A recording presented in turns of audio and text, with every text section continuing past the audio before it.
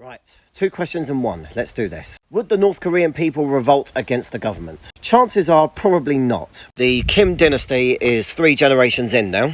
They have created the most successful cult of personality the human race has ever seen. Much like in the old days of Tsarist Russia, every single citizen is taught from a very young age that the head of the state is a god. That the Kim dynasty, much like the Tsars, are above ordinary power. That they had miraculous births attended by animals and whatnot.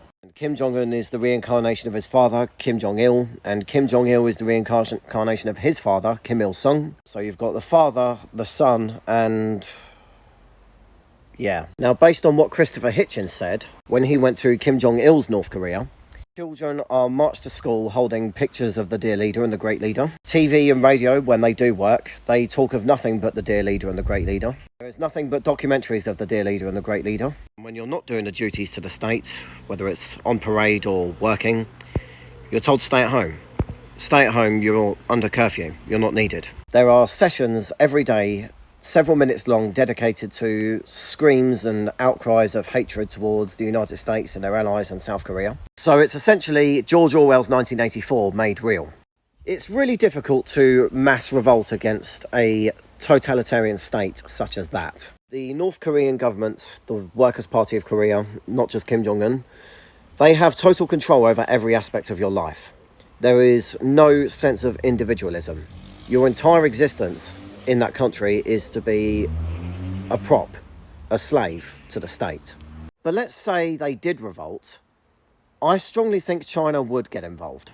At this point, it's pretty safe to say that China is the only thing still propping up that country. In fact, they have a policy, I'm not sure what it is for Russia, because China has the biggest border with North Korea. You get a lot of North Korean refugees trying to escape to China. When they get there and they're picked up by the authorities, they're immediately turned back to North Korea, where they will face the harshest, most sick punishments you can imagine. And China's not about to let a unstable country experiencing severe famine just completely collapse from an internal struggle or revolution of some sort. Because if and when that regime does collapse, there will be a massive amount of people trying to flee to somewhere else. I think they are somewhat conscious of the state of their country, but they're just too terrified to do anything about it. And let's be honest, can you really blame them? If there is to be any revolt or rebellion in North Korea, it's going to come directly from the military. Like with all dictatorships, you need to keep the military happy, because they're the ones that guarantee your power. And if it gets to a point where the military is pissed off, they'll get rid of the government. They have the power to do it. They have the guns. But even then, the military has an obscene amount of control. I'd hate to imagine the amount of surveillance they have, not to mention background checks and constant monitoring.